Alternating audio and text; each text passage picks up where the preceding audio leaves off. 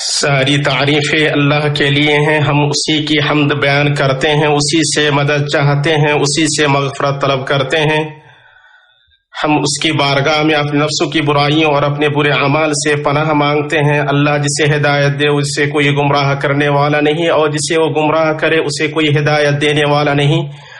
میں گواہی دیتا ہوں کہ اللہ کے سوا کوئی معبود برحق نہیں، اس کا کوئی شریک نہیں، اور میں گواہی دیتا ہوں کہ محمد اللہ کے بندہ اور رسول ہیں۔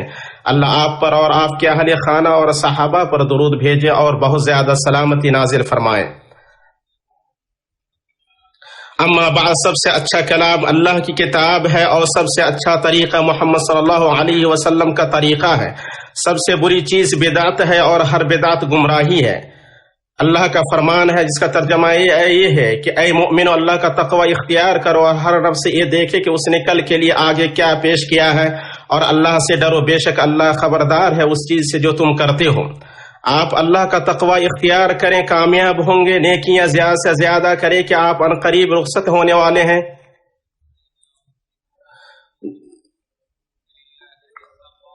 جو کوئی نیک عمل کرے گا تو اس کے لیے ہے، اور جو برے کام کرے گا تو ان کا ضرر اسی کو ہوگا۔ پھر تم اپنے پروردگار کی طرف لوٹ کر جاؤ گے۔ آپ اللہ کو خوشحالی میں یاد کریں، وہ آپ کو بدحالی میں یاد کرے گا۔ جب آپ مردوں کا ذکر کریں تو اپنے آپ کو ان میں کا ایک شمار کریں، اور جب آپ کا نفس دنیا کی کسی چیز پر آمادہ ہو تو اس کے انجام کو دیکھیں۔ اللہ کے بندوں، لوگ اپنی قبروں سے ایسی حالت میں نکلیں گے کہ ان کے بدن ننگے، ان کے پیر خالی، اور ان کے ہونٹ پزمردہ ہوں گے۔ یہ وہ دن ہوگا جس میں سب لوگ اکٹھے کیے جائیں گے، اور یہ وہ دن ہوگا جس میں سب اللہ کے روبرو حاضر کیے جائیں گے۔ اور جو لوگ کافر ہیں ان کا اعتقاد ہے کہ وہ دوبارہ ہرگز نہیں اٹھائے جائیں گے۔ کہہ دو کہ ہاں میرے پروردگار کی قسم، تم ضرور اٹھائے جاؤ گے۔ پھر جو کام تم کرتے رہے وہ تمہیں بتائے جائیں گے، اور یہ بات اللہ کو آسان ہے۔ اس عظیم دن میں اللہ بندوں کے اعمال تولنے اور اپنا کمال عدل دکھانے کے لیے میزان نصب فرمائے گا، اور اللہ تعالیٰ کا فرمان ہے کہ اور ہم قیامت کے دن انصاف کی ترازو کھڑی کریں گے تو کسی شخص کی ذرا بھی حق تلفی نہ کی جائے گی، اور اگر رائے کے دانے کے برابر بھی کسی کا عمل ہوگا تو ہم اس کو حاضر کریں گے، اور ہم حساب کرنے کو کافی ہیں۔ اور اللہ کا فرمان ہے کہ جن کی ترازو کا پلہ بھاری ہوگا وہ تو نجات والے ہوں گے، اور جن کی ترازو کا پلہ ہلکا ہوگا یہ وہ ہیں جنہوں نے اپنا نقصان آپ کر لیا، جو ہمیشہ کے لیے جہنم واصل ہوئی۔ چنانچہ اس شخص کے لیے خوشخبری ہو جس کی ترازو نیکیوں سے بھاری ہو، اور گھاٹا ہو اس شخص کو جس کی ترازو ہلکی ہو، اور جس کے پلے ہلکے ہوں گے اس کا ٹھکانہ حاوی ہے۔ تجھے کیا معلوم وہ کیا ہے؟ وہ دہکتی ہوئی آگ ہے۔ اس دن بندہ اپنے ایک نیکی کی تمنا کرے گا جو اس کے ایمان کو بلند کرے، یا ایک عمل کی تمنا کرے گا جو اس کی ترازو کو بھاری کرے۔ اور نبی صلی اللہ علیہ وسلم نے کچھ ایسے اعمال کی خبر دی ہے جن سے قیامت کے دن بندوں کی ترازویں بھاری ہوں گی، اس لیے عقل مند کے لیے مناسب ہے کہ انہیں کھوجے اور مضبوطی کے ساتھ پکڑے رہیں۔ اللہ آپ کی نگہبانی فرمائے۔ ان اعمال میں سے توحید قائم کرنا اور رب العالمین کے لیے شہادتین یعنی دونوں گواہی کو خالص کرنا ہے۔ ترمذی وغیرہ نے عبداللہ بن عمرو بن العاص رضی اللہ تعالی عنہما سے روایت کیا ہے کہ نبی صلی اللہ علیہ وسلم نے فرمایا، بے شک اللہ قیامت کے دن میری امت میں سے ایک آدمی کو مخلوقات کے سامنے الگ کر لے گا، اور اس کے گناہوں کے 99 رجسٹر پھیلا دے گا۔ ان میں سے ہر ایک رجسٹر تا حد نگاہ ہوگا۔ پھر اس سے اللہ تعالی فرمائے گا، کیا میرے محفوظ کرنے والے کاتبوں نے تم پر ظلم کیا ہے؟ بندہ کہے گا نہیں اے میرے پروردگار۔ اللہ فرمائے گا تمہارے پاس کوئی عذر؟ بندہ کہے گا نہیں اے میرے رب۔ اللہ فرمائے گا کیوں نہیں؟ ہمارے پاس تمہاری ایک نیکی ہے اور آج کوئی ظلم نہیں ہوگا۔ پھر ایک پرچی حاضر کی جائے گی جس میں اشہد ان لا الہ الا اللہ و اشہد ان محمد رسول اللہ لکھا ہوگا۔ بندہ کہے گا ان سارے رجسٹروں کی موجودگی میں یہ پرچی کیا کرے گی؟ پھر پرچی کو ایک پلڑے میں رکھا جائے گا، اور گناہوں کے سارے رجسٹروں کو ایک پلڑے میں، رجسٹروں کے پلڑے ہلکے پڑ جائیں گے اور پرچی بھاری پڑ جائے گی۔ اللہ تعالیٰ کے نام کی موجودگی میں کوئی چیز بھاری نہیں ہو سکتی۔ اللہ کے بندو، اس عظیم حدیث پر بعض علماء نے مستقل کتاب لکھی ہے۔ اللہ سبحانہ نے سچ فرمایا، اسے اللہ تعالیٰ قطعاً نہ بخشے گا کہ اس کے ساتھ شرک کیا جائے، ہاں شرک کے علاوہ گناہ جس کے چاہے معاف فرما دیتا ہے۔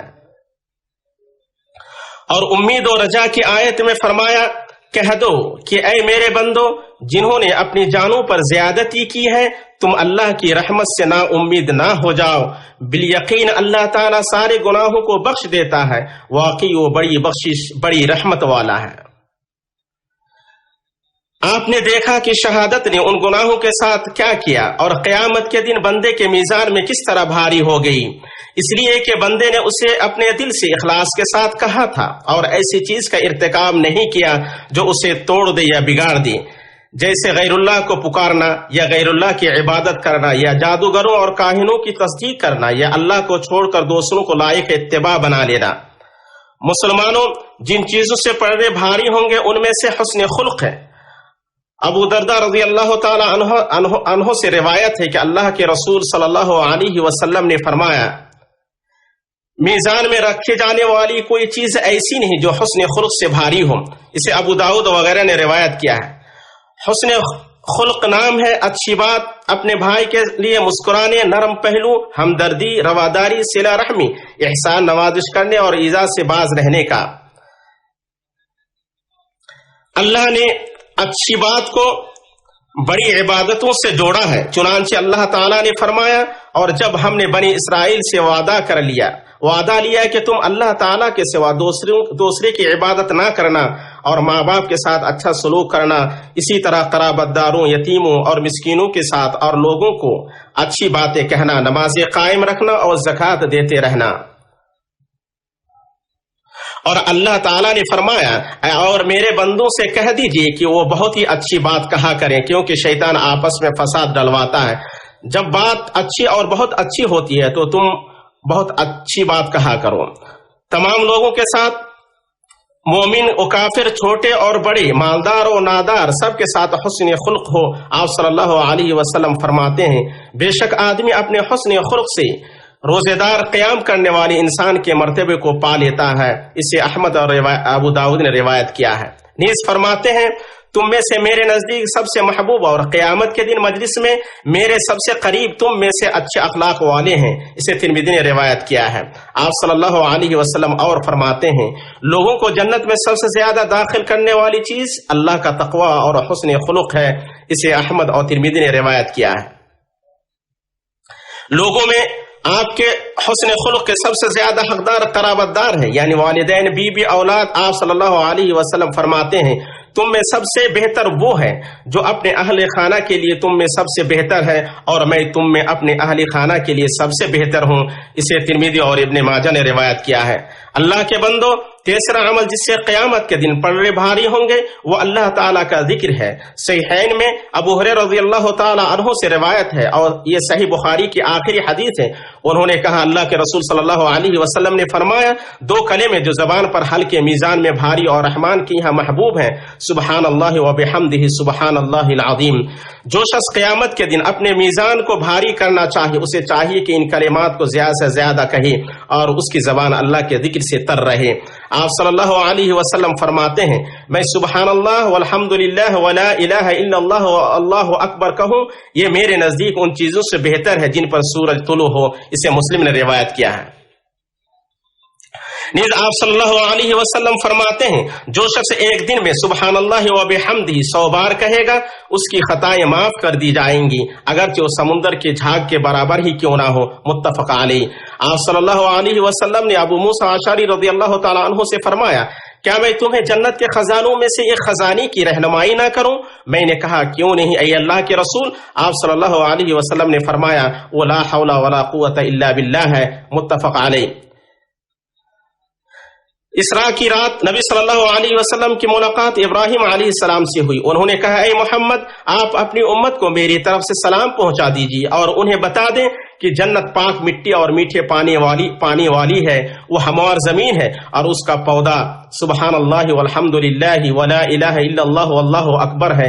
اسے ترمذی نے روایت کیا ہے۔ ام المؤمنین جویریہ بنت الحارث رضی اللہ تعالی عنہا سے روایت ہے کہ نبی صلی اللہ علیہ وسلم نے فجر کی نماز پڑھ لی کہ جب فجر کی نماز پڑھ لی تو ان کے یہاں سے نکلے جبکہ وہ اپنی مصلی میں تھیں. پھر آپ صلی اللہ علیہ وسلم چاش کے وقت لوٹے جبکہ وہ بیٹھی ہوئی تھیں. تو آپ نے فرمایا کیا تم اسی حالت پر ہو جس پر میں نے تمہیں چھوڑا تھا؟ انہوں نے کہا جی ہاں. آپ صلی اللہ علیہ وسلم نے فرمایا تمہارے بعد میں نے 4 کلمات 3 بار کہی، اگر انہیں تمہارے آج کہے ہوئے ذکر سے تولا جائے تو اس پر بھاری ہو جائے.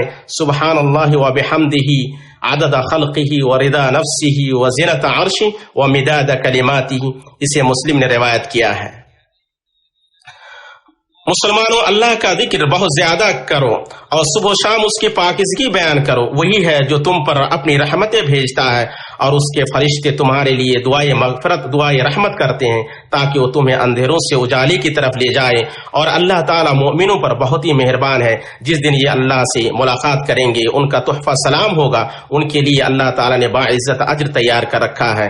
اللہ میرے لیے اور آپ کے لیے قرآن عظیم میں برکت عطا فرمائے اور ہم سب کو سید المرسلین کی سنت سے فائدہ پہنچائے. میں اپنی یہ بات کہتا ہوں اور اللہ تعالیٰ سے اپنے لیے اور آپ کے لیے مغفرت طلب کرتا ہوں.